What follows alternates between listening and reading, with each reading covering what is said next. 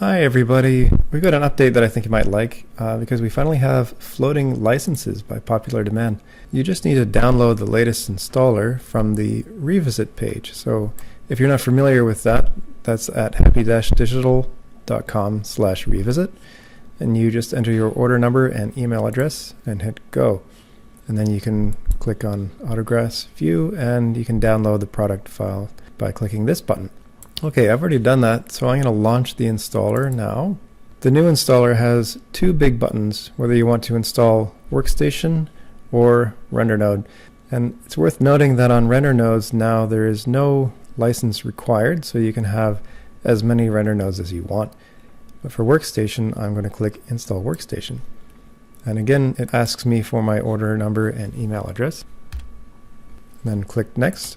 And it shows me which versions of Macs that it found and asks me which ones I want to install on. So I'm going to just install on all the ones that I have. And then it's done. So we're ready to launch Macs. I've just opened up the color and gamma demo that comes with Autograss, and we can see the grasses applied to this plane. I'm going to select the grass and open up the modifier panel and see if I have a license. The nice thing about the floating license system is usually what will happen is it will automatically acquire a license for you and you don't really have to do anything else. But if you want to see your licenses, you can scroll all the way down to the system rollout, click on About Autograss, and then open License Manager. Then a window pops up that shows the License Manager. It has your order number, whether your current computer has a license or not, and it's green, so it has a license, and also which computer is assigned to each seat that you have. So right now my computer Cheetah is assigned to seat 1.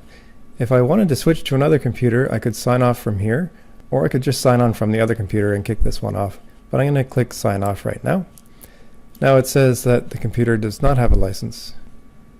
So what happens is we get a pop-up that says the license key is not found for your machine.